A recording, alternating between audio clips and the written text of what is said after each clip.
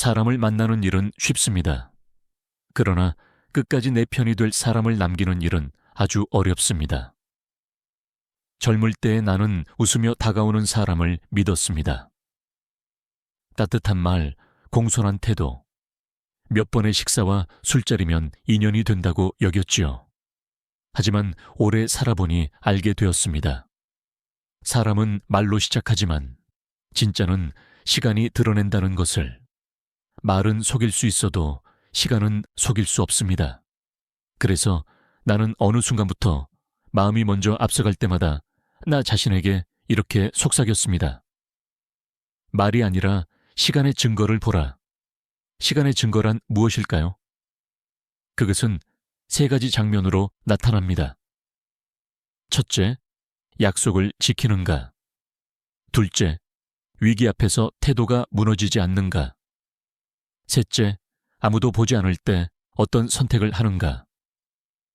누군가가 나에게 친절하게 웃고 그럴듯한 비전을 말하고 당장 도움이 되는 행동을 보여준다 해도 이 세 장면을 통과하기 전에는 나는 결정을 미룹니다. 서두를 이유가 없기 때문입니다. 서두름은 사람을 망치고 망가진 관계는 이를 무너뜨립니다. 한때 함께 시작한 동업자가 있었습니다. 말은 항상 나보다 앞섰고 사람들 앞에서는 내가 없는 것처럼 행동했습니다. 표정은 성실했고 태도는 공손했지만 작은 약속을 자주 늦추었고 위기가 오면 연락이 끊겼습니다. 그제야 보였습니다. 좋은 말과 좋은 태도는 시작의 연기일 뿐 끝까지 남는 것은 시간의 습관이라는 사실을. 그가 사라지고 나서 나는 사람을 보는 눈을 새로 달았습니다. 마음이 끌려도 손은 서둘러 뻗지 않기. 들어오게 하되 문지방을 낮추지 않기. 듣고 기다리고 관찰하기. 그리고 기록하기. 여기서 많은 이들이 묻습니다. 회장님, 그렇게까지 해야 합니까? 의심하고 지내면 인생이 피곤하지 않습니까? 나는 고개를 저으며 대답합니다. 의심이 아니라 보호입니다. 내 마음을 지키기 위한 거리, 내 일꾼들을 지키기 위한 강역, 나와 그를 함께 살리기 위한 완충지대. 가까울수록 강역이 필요합니다. 강역이 없으면 기대가 되고, 기대가 지나치면 원망이 됩니다. 나는 그 원망이 만들어낸 파국을 수없이 보았습니다. 그래서 관계를 서두르지 않습니다. 오래 가려면 늦게 붙잡아야 합니다.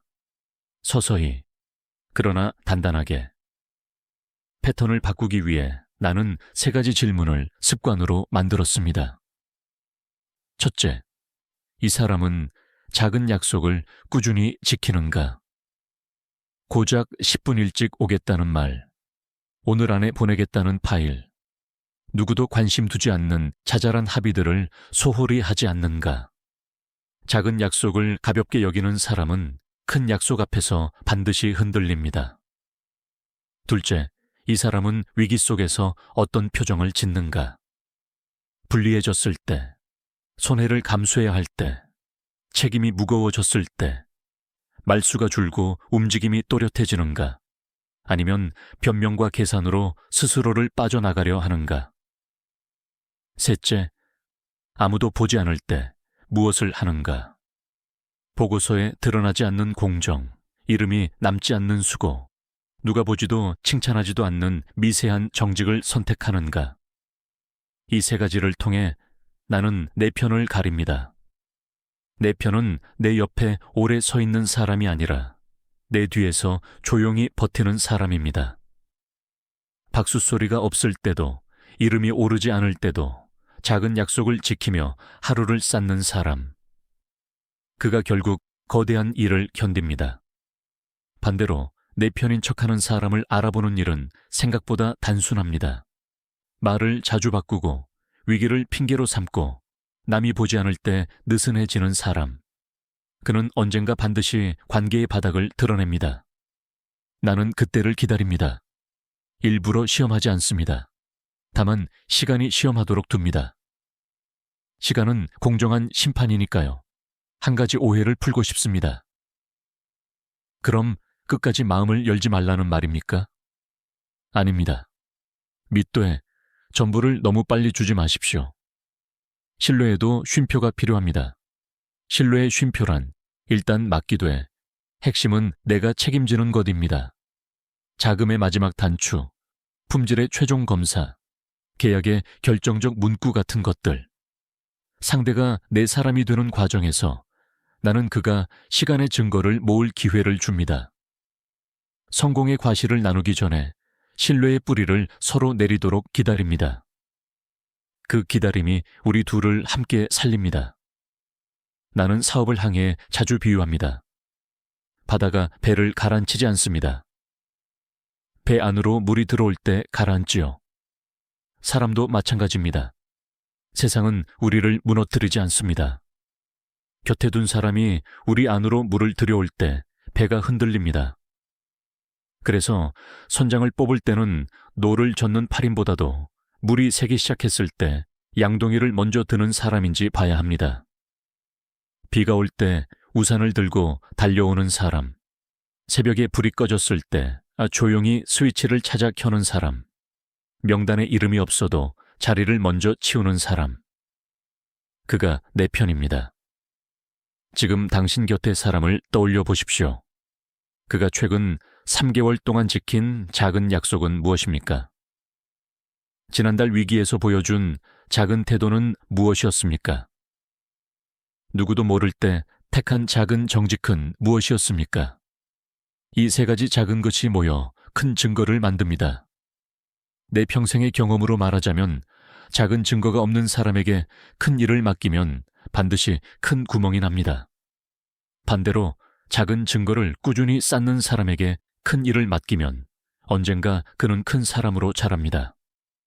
우리는 사람을 바꾸려 애쓰기보다 증거가 쌓이는지 지켜보아야 합니다. 바다는 늘 출렁이지만 등대는 늘 그 자리에 서 있습니다. 당신의 관계에도 그런 등대를 세우십시오. 약속, 위기, 보이지 않는 선택. 이 세 불빛이 선명할수록 길을 잃지 않습니다. 다음 이야기는 여기서 시작합니다. 말이 아닌 시간으로 신뢰를 세우는 구체적인 방법, 즉 시간의 증거를 어떻게 만들고 또 어떻게 읽을 것인가.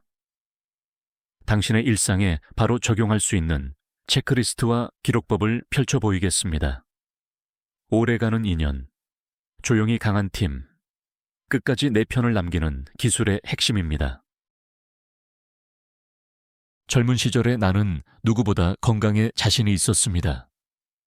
새벽부터 밤까지 일해도 피곤한 줄 몰랐고 무거운 쌀가마를 혼자 번쩍 들어 올리며 사람들의 박수를 받았습니다. 그때는 그게 자랑이었지요. 저 사람은 정말 강하네. 그 한마디가 나에게는 최고 칭찬이었습니다. 하지만 세월이 흘러보니 알게 되었습니다. 세상은 강한 자를 도와주는 게 아니라 강한 자를 이용하려 한다는 사실을. 힘을 드러내면 사람들은 그 힘을 빌려 쓰려 합니다. 그리고 어느 날 그 힘이 떨어지면 누구도 돌아보지 않습니다. 한 번은 이런 일이 있었습니다. 어느 건설 현장에서 일거리를 따내기 위해 나는 일부러 내 힘을 보여주었습니다. 무거운 자루를 혼자 들고 나르며 내가 이만큼 할 수 있다는 걸 증명했죠.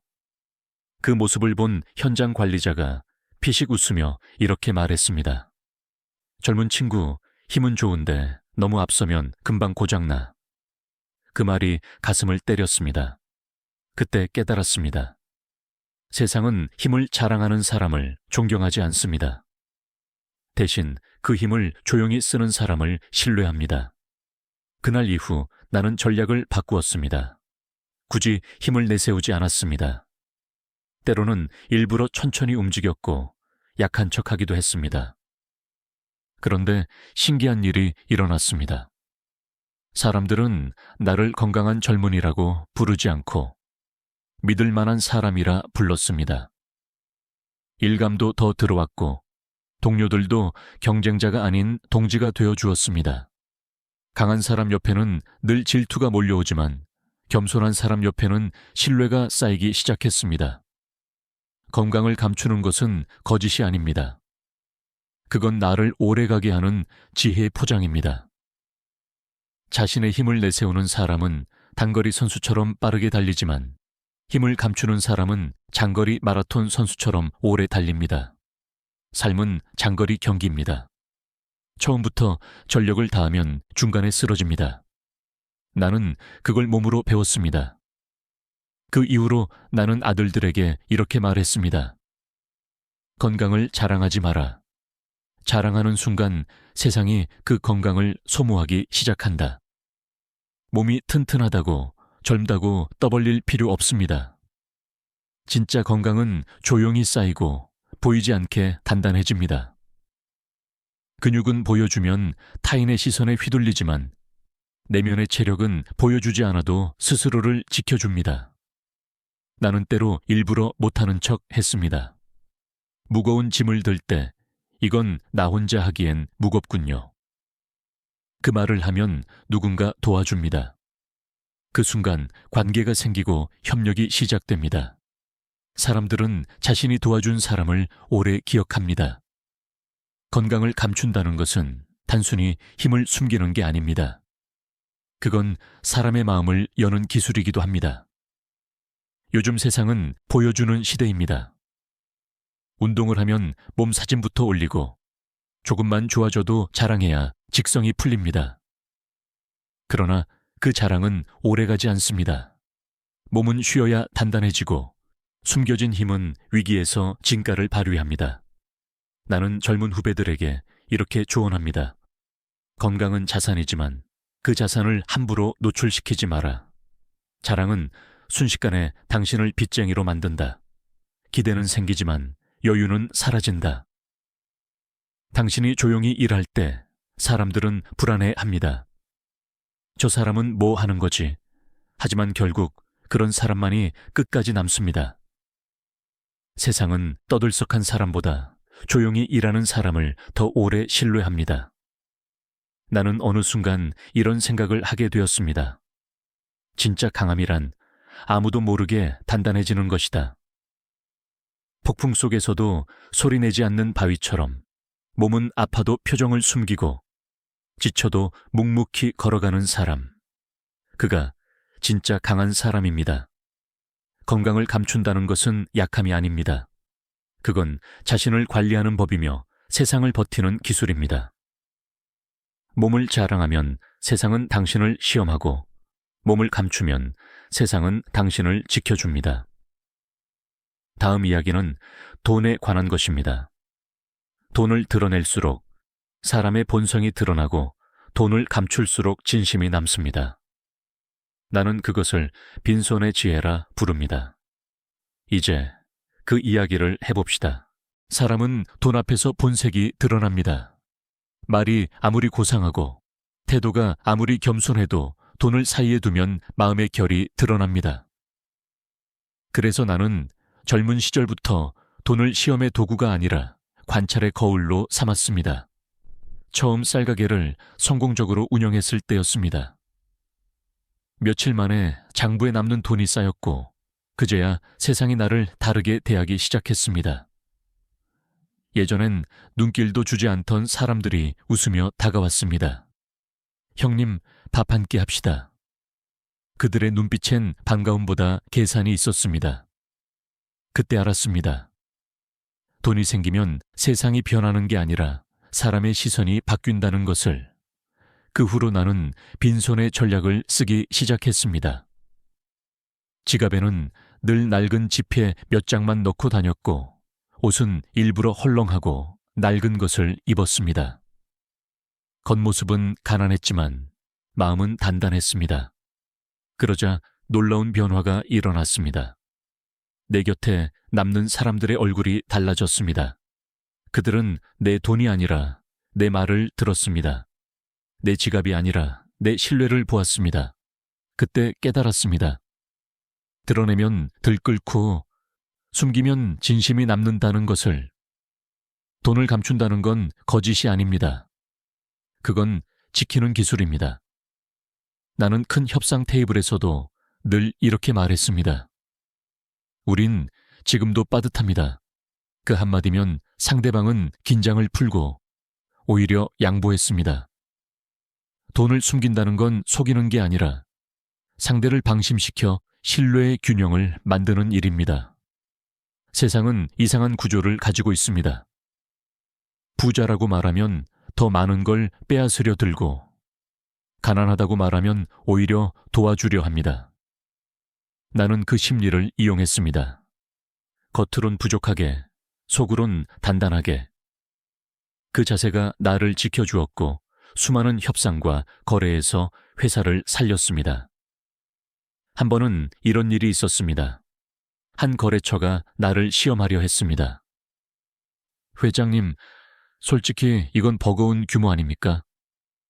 나는 웃으며 말했습니다. 맞습니다.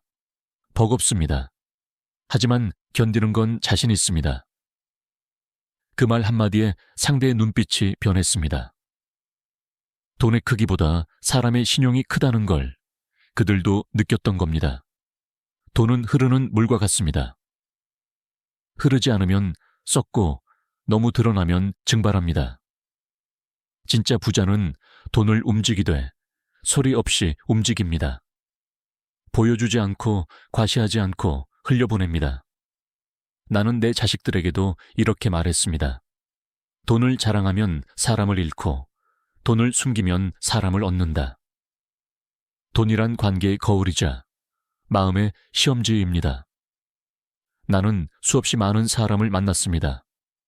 그중엔 부유했지만 불안한 사람이 있었고 가난했지만 마음이 편안한 사람도 있었습니다.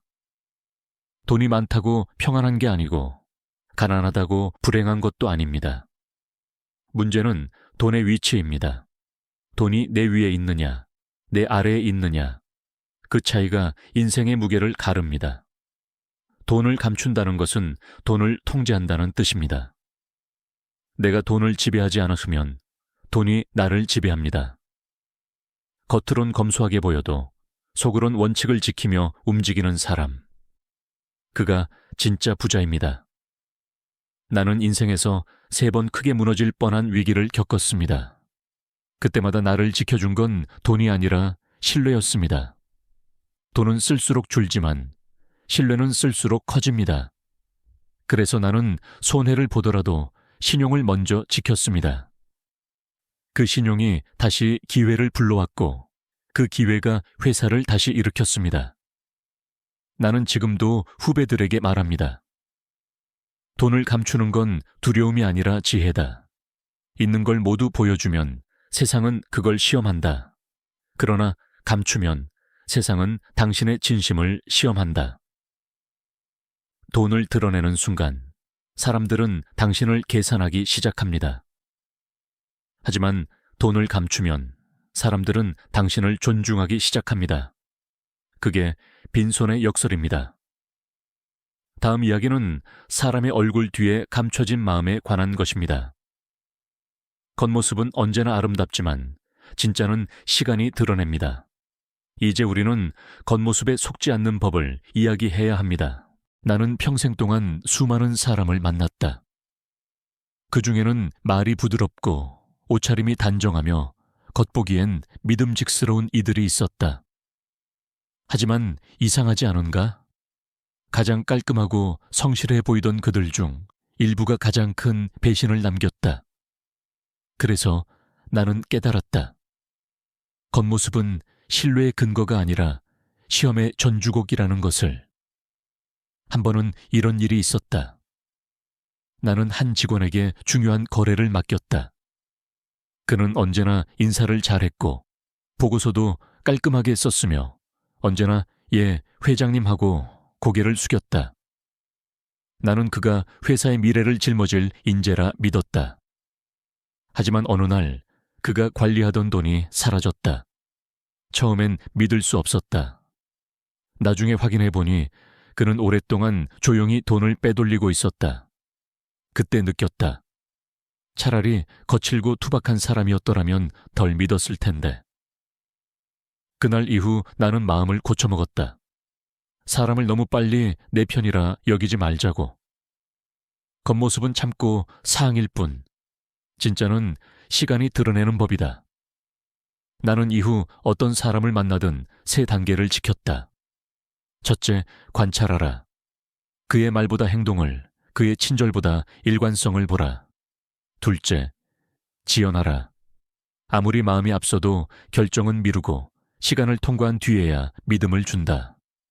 셋째, 검증하라. 그가 위기 속에서도 같은 선택을 하는지 확인하라. 사람은 위기에서 본색이 드러난다. 평상시엔 누구나 예의를 지킨다. 그러나 손해를 봐야 할 때, 책임을 져야 할 때, 그때의 태도가 그 사람의 진짜 얼굴이다. 나는 그것을 시간의 거울이라 부른다. 이 거울 앞에선 누구도 꾸밀 수 없다. 말로는 꾸밀 수 있고 행동도 연기할 수 있지만 반복되는 시간은 거짓을 벗겨낸다. 요즘 젊은 후배들은 이렇게 말한다. 회장님, 요즘은 속도가 생명입니다. 빨리 신뢰를 쌓고 빨리 거래를 해야 이익이 남습니다. 나는 그들에게 고개를 저으며 말한다. 속도는 거래를 만들지만 시간은 관계를 만든다. 거래는 하루에 이루어질 수 있지만 신뢰는 세월이 만들어낸다. 빨리 얻은 신뢰는 쉽게 무너지고 천천히 쌓인 신뢰는 오래 간다. 나는 젊은 시절 마음이 급했다. 사람을 만나면 금세 정을 주고 같이 밥을 먹으면 친구라 생각했다. 그러다 상처를 많이 받았다. 그제야 알았다. 가까워질수록 거리가 필요하다는 것을. 거리가 없는 관계는 의존이 되고 의존은 곧 실망으로 이어진다. 그래서 나는 관계의 간격을 남겼다. 겉으로는 웃고 속으로는 한 발 물러서 있었다. 그 한 걸음의 간격이 나를 수없이 구해냈다. 사람을 너무 믿지 말라는 말은 냉소가 아니다. 그건 생존의 지혜다. 나는 냉정한 따뜻함이란 말을 좋아한다. 누구에게나 공감하되 판단은 시간에 맡기라. 그게 사람을 지키는 방법이자 자기 자신을 지키는 방법이다. 한 후배가 물었다. 회장님, 그럼 사람을 언제 완전히 믿을 수 있습니까? 나는 대답했다. 내가 그 사람을 시험하지 않아도 그 스스로 시간을 견뎌낸 후에. 신뢰는 시험으로 증명되는 게 아니라 시간으로 드러나는 것이다. 나는 늘 이렇게 말한다. 겉으로 다 믿는 듯 보이되 속으로는 냉정하게 지켜보라. 그 냉정함은 불신이 아니라 현명한 사랑이다. 시간 속에서 진짜를 기다릴 수 있는 사람, 그가 결국 좋은 인연을 남긴다. 세상엔 빠른 믿음이 있다. 처음엔 따뜻하지만 오래가지 못한다. 그리고 늦은 믿음이 있다. 처음엔 차갑지만 오래 지속된다. 나는 후자를 택했다. 그 믿음은 단단하고 그 단단함이 회사를 세웠다. 당신도 한번 돌아보라. 지금 내 곁의 사람 중 시간의 시험을 통과한 사람은 몇이나 되는가? 그리고 그 사람에게 나는 얼마나 꾸준히 같은 얼굴로 있었는가? 신뢰는 거울과 같다. 내가 흔들리면 상대의 얼굴도 흐려진다. 내가 단단하면 상대의 마음도 선명해진다. 다음 이야기는 감정에 관한 것이다. 사람을 볼 때보다 더 어려운 것은 자기 마음을 다스리는 일이다. 감정을 드러내는 순간, 관계가 흔들리고 감정을 다스리는 순간, 인생이 단단해진다. 이제 그 이야기를 해보자. 젊은 시절에 나는 감정이 많았다. 억울한 일도 많았고 분노도 자주 올라왔다. 그럴 때마다 속이 들끓었고 당장이라도 말로 쏟아내고 싶었다. 하지만 세월이 지나며 깨달았다.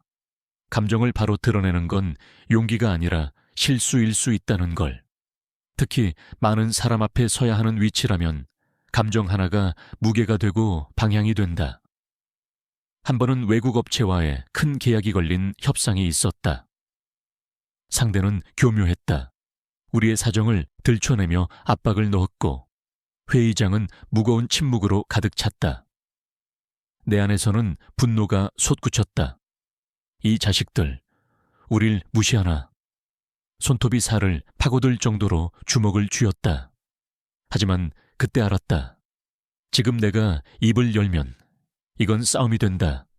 싸움은 이기고 져도 상처만 남는다. 그래서 나는 웃었다. 그리고 가볍게 농담을 섞었다.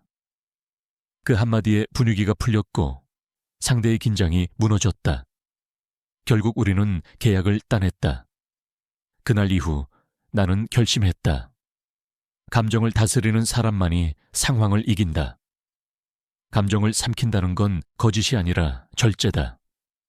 웃고 있지만 마음은 날카롭고 침묵하고 있지만 머리는 치열한 상태. 그게 리더의 얼굴이다. 사람들은 종종 말한다. 회장님은 언제나 침착하시네요. 하지만 그들은 몰랐다. 그 침착함이 얼마나 많은 싸움 끝에 만들어졌는지. 내 안에서는 언제나 파도가 쳤지만 겉으로는 바위처럼 보여야 했다. 리더는 표정으로 사람을 지탱한다. 내 얼굴이 무너지면, 현장의 손이 흔들리고 내 목소리가 떨리면 직원들의 마음이 꺾인다. 그래서 나는 혼자 울었다. 문 닫힌 사무실 안에서, 불 꺼진 회의실 안에서 그 눈물을 밖으로 흘리지 않았을 뿐이다. 감정을 숨기는 건 비겁함이 아니다. 그건 책임의 또 다른 이름이다. 누군가는 내 감정을 받아줄 사람이 없었고, 누군가는 나를 보며 마음을 다잡아야 했다. 그럴 때 감정을 삼키는 건 나를 버티는 힘이자 타인을 지키는 울타리였다. 나는 후배들에게 자주 말한다. 화를 내는 건 쉽다. 하지만 그 쉬움을 참아낸 자만이 끝까지 버틴다. 감정을 제어하지 못하는 사람은 결국 상황을 잃는다. 한순간의 분노가 수십 년의 신뢰를 무너뜨린다. 말 한마디가 사람을 얻기도 하지만 같은 말 한마디가 인생을 잃게도 한다. 나는 협상장에 들어설 때마다 13요일의 법칙을 떠올린다. 10초 숨을 고르고 3문장으로 감정을 정리하고 한 개의 결론만 남긴다. 이 세 단계만 거치면 대부분의 분노는 사라지고 판단은 명료해진다. 리더란 결국 감정의 주인이다. 감정에 끌려다니는 사람은 절대 이끌 수 없다. 침묵 속에서도 판단하고 평정 속에서도 결단하는 사람. 그가 팀을 살리고 회사를 살린다. 나는 젊은 시절 감정을 숨긴다는 건 약한 거라 생각했다. 하지만 이제는 안다. 감정을 드러내는 건 즉흥의 용기이고 감정을 다스리는 건 지속의 용기다. 전자는 순간을 이기지만 후자는 세월을 이긴다. 요즘 세상은 감정을 드러내라, 있는 그대로 표현하라 말한다. 하지만 나는 이렇게 묻고 싶다. 있는 그대로가 항상 옳은가? 진정성은 솔직함에만 있지 않다. 그 솔직함을 언제, 어디서, 어떻게 보여줄지 분별할 줄 아는 것이 진짜 지혜다. 감정을 삼킨다는 건 두려움을 감추는 용기이고 분노를 길들이는 인내이며 조급함을 눌러버리는 여유다. 그걸 배운 사람만이 끝까지 살아남는다. 다음 이야기는 보여주는 삶과 감추는 삶의 차이에 관한 것이다. 빛나는 것만 좇는 세상 속에서 조용히 자신을 지키는 선택이 얼마나 큰 자유를 주는지 그 이야기를 해보자. 요즘 세상은 보여주는 세상입니다. 무엇을 먹었는지, 무엇을 샀는지, 어디에 갔는지를 사람들은 사진으로 남기고 글로 올립니다. 심지어 행복조차 증명해야만 믿어주는 시대가 되었지요. 나는 그런 세상이 두렵습니다. 왜냐하면 보여주는 삶은 자유로워 보이지만 사실은 타인의 기준에 묶인 삶이기 때문입니다. 나는 젊은 시절 성공이란 것을 처음 맛봤을 때 똑같은 착각을 했습니다. 이제 좀 자랑해도 되겠지. 회사도 커졌고 직원도 생겼습니다. 사람들이 나를 부러워하는 눈빛을 보며 조금은 뿌듯했습니다. 그래서 멋진 양복을 입고 비싼 시계를 차고 다녔습니다. 그런데 그때부터 이상한 일이 벌어졌습니다. 칭찬과 박수 뒤에 감춰진 탐욕이 보이기 시작했습니다. 누군가는 나를 축하했지만 누군가는 내 곁에서 기회를 노렸습니다.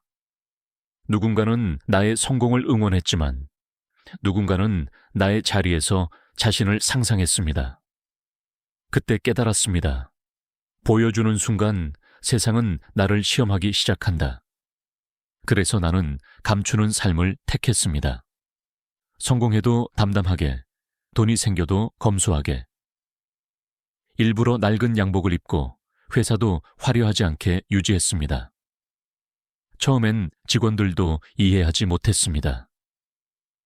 회장님, 왜 이렇게 검소하십니까? 나는 웃으며 대답했습니다. 이게 나의 갑옷이야. 있는 걸 드러내면 세상은 그것을 시험하려 들고 숨기면 스스로 단단해집니다.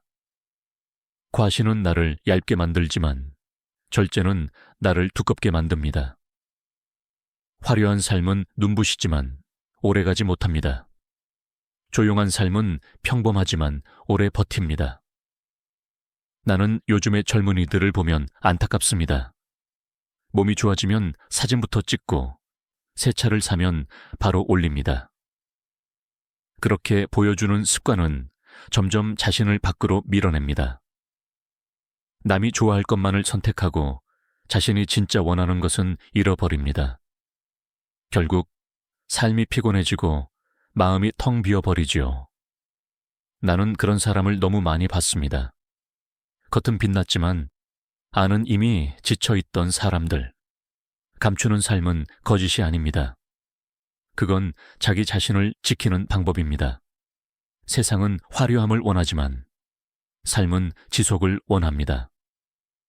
감추는 사람은 스스로를 컨트롤할 줄 알고 보여주는 사람은 세상의 시선에 컨트롤 당합니다. 나는 후자를 두려워했습니다. 그래서 조용한 강함을 택했습니다. 조용한 강함은 목소리를 낮추되 방향은 분명합니다. 세상이 시끄러워도 중심을 잃지 않고 타인의 시선이 흔들려도 내 길을 걷는 힘입니다. 감추는 삶은 외로워 보일 수 있습니다. 하지만 그 외로움 속에서 자신이 단단해집니다. 세상의 눈이 아닌 자신의 눈으로 사는 법을 배우게 되지요. 나는 어느 날 이런 생각이 들었습니다. 보여주는 삶은 시선을 얻고 감추는 삶은 시간을 얻는다. 시선은 오늘을 비추지만 시간은 내일을 키운다. 나는 후자를 선택했습니다. 이제 당신에게 묻고 싶습니다. 당신은 지금 무엇을 보여주고 있습니까? 그리고 무엇을 감추고 있습니까? 보여줌 속에서 자유를 잃고 있지는 않습니까? 감춤 속에서 자신을 지키고 있습니까? 다음 이야기는 나를 끝까지 지탱해준 가족과 사람에 관한 이야기입니다. 사업이 아무리 커져도 인생의 마지막 성쟁은 결국 가족이었습니다. 이제 그 이야기를 해보자. 나는 평생 동안 많은 것을 세웠다. 회사도 세웠고 수많은 사람의 일터도 만들었다. 그러나 세월이 흐르고 나서 깨달았다. 정말 지켜야 할 것은 건물이 아니라 사람이었고 그 중에서도 가족이었다. 내가 북청장을 떠나 서울로 올라왔을 때 주머니엔 몇 푼도 없었다. 하지만 마음속엔 단 하나의 책임이 있었다. 내가 이 집안을 먹여 살려야 한다. 그때 나는 젊고 가난했고 학교는 포기했지만 가족만큼은 포기하지 않았다. 그게 내 인생의 첫 번째 원칙이었다. 세월이 지나 사업이 커졌고 사람들이 나를 회장님이라 불렀다. 그러나 이상하게도 마음 한켠은 허전했다. 퇴근하고 집에 들어가면 아이들이 어색하게 인사했고 아내는 말없이 식탁만 차렸다. 어느 날 한밤중에 홀로 앉아 이런 생각이 들었다. 내가 무엇을 위해 이렇게 달려왔을까? 돈은 있었지만 따뜻한 저녁 한 끼가 그리웠다. 그때 비로소 깨달았다. 가족은 짐이 아니라 내가 버텨야 할 이유라는 것을. 그날 이후 나는 바꿨다. 회의보다 가족의 안부를 먼저 묻고 서류보다 식탁의 온기를 먼저 챙겼다. 아이들과의 대화는 짧았지만 그 몇 분이 나를 다시 사람으로 만들어 주었다. 그때부터 회사의 직원들도 달라 보였다. 그들도 누군가의 아들이고 누군가의 아버지이며 누군가의 남편이었다. 그 사실을 깨닫자 사람을 대하는 마음이 달라졌다. 한 번은 아들이 내게 이렇게 말했다. 아버지, 돈은 많았는데 우리는 아버지를 잘 몰라요. 그 말이 칼처럼 꽂혔다. 그날 이후 나는 돈보다 관계라는 문장을 가슴에 새겼다. 가족과 직원 모두에게 필요한 건 돈이 아니라 함께하는 시간과 신뢰였다. 그때부터 나는 숫자가 아닌 이름을 기억하는 경영을 시작했다. 매주 금요일, 직원 중 한 사람의 이름을 불러 그의 이야기를 들었다. 가족 이야기를 나누고 고민을 함께했다. 그렇게 쌓인 신뢰는 어떤 자본보다 강력한 힘이 되었다. 나는 늘 이렇게 말한다. 관계는 통장 잔고보다 오래 남는다. 돈은 쓰면 줄어들지만 신뢰는 쓸수록 커진다. 돈은 세월이 흐르면 희미해지지만 기억과 사람은 남는다. 언젠가 병원에 입원했을 때였다. 사업이 한창 잘 나가던 시절, 하루에도 수십 명이 나를 찾아오던 그때. 그런데 병실 문을 열고 들어온 사람은 손가락으로 꼽을 정도였다. 그제야 알았다. 내 돈을 보고 웃던 사람과 내 마음을 보고 웃던 사람은 다르다. 진짜 부자는 통장에 돈을 쌓는 사람이 아니라 마음에 사람을 쌓는 사람이다. 돈은 사라져도 인연은 남는다. 그리고 그 인연이 나를 지켜준다. 나는 후배들에게 자주 이렇게 말한다. 사업은 사람으로 시작해서 사람으로 끝난다. 돈을 먼저 쫓으면 관계를 잃고 사람을 먼저 쫓으면 돈이 따라온다. 이건 내 평생의 경험에서 얻은 진리다. 나는 이제 안다. 세상을 다 가져도 가족을 잃으면 아무 의미가 없다는 걸. 가족은 나의 마지막 성 나챙이다. 그 성이 무너지면 그 어떤 업적도, 그 어떤 부도빛을 잃는다. 그래서 나는 결심했다. 가족 앞에서는 절대 무너지지 말자. 힘들어도, 지쳐도, 불안해도 가족 앞에서는 든든한 벽이 되어야 한다. 그게 내가 끝까지 지키려 한 가장의 얼굴이었다. 다음 이야기는 수많은 위기 속에서 회사를 지켜낸 단 하나의 원칙, 신용 ELL의 신용에 관한 이야기다. 돈도 기술도 중요하지만 결국 회사를 살린 것은 원칙 하나였다. 이제 그 이야기를 해보자. 나는 평생 수많은 위기를 겪었다. 노조 파업, 자금줄 막힘, 정권 교체, 해외 수주 실패. 하나만 터져도 무너질 일들이 한꺼번에 몰려올 때가 있었다. 그럴 때마다 사람들은 내게 이렇게 말했다. 회장님, 이번엔 접으셔야죠. 이건 어렵습니다. 하지만 나는 알았다. 고개를 숙이면 모든 게 무너진다는 걸. 바람이 아무리 거세도 허리를 펴야 뿌리가 뽑히지 않는다. 그 시절 나는 하루에도 수십 번 흔들렸다. 은행에서는 자금이 끊겼다고 전화가 왔고 현장에서는 사고가 나서 언론이 떠들었다. 신문마다 내 이름이 실렸고 비난은 폭우처럼 쏟아졌다. 그러나 나는 아침마다 아무 일 없다는 듯 출근했다. 표정은 평온했지만 속은 무너지고 있었다. 사람들은 그걸 몰랐다. 내가 그렇게 할 수 있었던 이유는 단 하나, 신용 때문이었다. 나는 절대 약속을 어기지 않았다. 아무리 급해도 거래처엔 먼저 갚았고 직원들 월급은 나보다 먼저 챙겼다. 그 약속 하나가 회사를 살렸다. 세상이 모두 떠나도 저 사람은 약속을 지킨다는 믿음. 그 단 한 줄의 신용이 다시 사람을 돌아오게 만들었다. 신용이란 돈보다도 기술보다도 인맥보다도 강력한 힘이다. 돈은 한 번 잃으면 벌 수 있지만 신용을 잃으면 아무것도 시작할 수 없다. 나는 그걸 너무 많이 봤다. 신용을 잃은 사람은 돈이 있어도 거래가 끊기고 문이 닫힌다. 반대로 신용을 지킨 사람은 빈손이어도 누군가 손을 내민다. 한 번은 거래처에서 실수를 한 적이 있었다. 큰 손해가 났지만 나는 책임을 피하지 않았다. 이건 내 몫입니다. 그 말 한마디에 상대의 표정이 변했다. 그들은 다음 거래를 다시 제안했다. 손해는 컸지만 그 신뢰가 훨씬 큰 이익이 되었다. 위기 속에서 사람들은 본능적으로 돈을 움켜쥔다. 그러나 나는 반대로 했다. 돈을 움켜쥐면 시야가 좁아지고 약속을 지키면 길이 열린다. 위기일수록 지켜야 할 원칙을 지키는 용기가 필요하다. 나는 그 원칙 하나로 회사를 다시 세웠다. 어느 날 밤 나는 혼자 사무실에 앉아 있었다. 불이 꺼진 건물 안에서 서류를 몇 번이고 들춰보며 계산했다. 어디서부터 잘못된 걸까? 하지만 아무리 계산해도 답은 숫자 안에 없었다. 답은 사람 안에, 신뢰 안에 있었다. 그때 나는 알았다.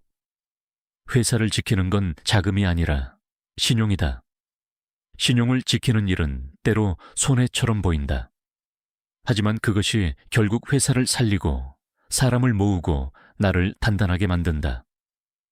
나는 후배들에게 자주 이렇게 말한다. 위기 속에서도 약속을 지켜라. 그 약속이 너를 다시 일으킬 것이다. 세상은 결국 원칙 있는 사람을 기억한다. 잠시 흔들릴 수는 있어도 끝까지 버티는 사람은 신용을 잃지 않은 사람이다. 신용은 가장 조용한 방패이자 가장 오래 가는 무기다. 위기는 언제든 온다. 그러나 원칙이 있다면 그 어떤 바람도 뿌리를 흔들지 못한다. 다음 이야기는 평생을 관통한 내 철학, 숨김의 철학 감추고 다스리는 법에 대한 이야기다. 건강을 속이고 돈을 감추고 사람을 기다리고 마음을 절제하는 그 기술이 어떻게 나를 끝까지 지켜냈는지 이야기해보자. 많은 사람들이 내 철학을 오해한다. 회장님은 왜 늘 감추라고 하십니까? 정직하게 있는 그대로 사는 게 더 낫지 않습니까? 그럴 때마다 나는 웃으며 대답한다. 나는 거짓을 말한 적이 없다. 나는 감춤의 지혜를 말했을 뿐이다. 세상은 자꾸 보여주는 용기만 가르친다. 그러나 나는 안다. 지금 시대야말로 감추는 용기가 필요한 때라는 걸. 감춘다는 건 속이는 게 아니다. 그건 스스로를 다스리는 일이다. 건강을 속이라는 말은 아픈데도 괜찮다고 거짓말하라는 뜻이 아니다. 자랑하지 말고 지켜내라는 뜻이다. 젊을 땐 힘이 무기지만 그 무기를 함부로 휘두르면 세상은 그 힘을 이용하려 한다. 진짜 건강은 보여주는 것이 아니라 묵묵히 관리하는 것이다. 감춘다는 건 건강을 지속시키는 기술이다. 돈을 속이라는 말도 마찬가지다. 있는 걸 숨겨두라는 게 아니라 보여주지 말고 흘려보내라는 뜻이다. 돈은 사람의 본심을 드러내는 거울이다. 보여주면 시기와 탐욕을 불러오지만 흘려보내면 관계와 신뢰를 남긴다. 나는 돈을 지키기 위해 감췄지만 결국 감춤이 나를 더 풍요롭게 만들었다. 사람을 속이라는 말은 사람을 시험하라는 뜻이 아니다. 시간으로 드러나게 하라는 뜻이다. 겉모습으로 판단하지 말고 위기 속 행동을 기다려보라. 그 기다림이 사람을 가르고 그 인내가 인연을 남긴다. 빨리 믿으려는 마음이 상처를 만들고 천천히 지켜보는 마음이 관계를 지켜준다. 마음을 속이라는 말도 있다. 그건 감정을 억누르라는 뜻이 아니라 감정을 다스리라는 교훈이다. 감정을 드러내는 건 쉽지만 그 감정을 견디는 건 어렵다. 분노를 눌러 인내로 바꾸고 불안을 삼켜 결단으로 바꾸는 사람. 그가 결국 인생을 이긴다. 나는 이 네 가지를 숨김의 철학이라 부른다. 건강을 감추는 건 절제의 미학이고, 돈을 감추는 건 신중의 기술이며, 사람을 감추는 건 인내의 지혜이고, 마음을 감추는 건 리더의 품격이다.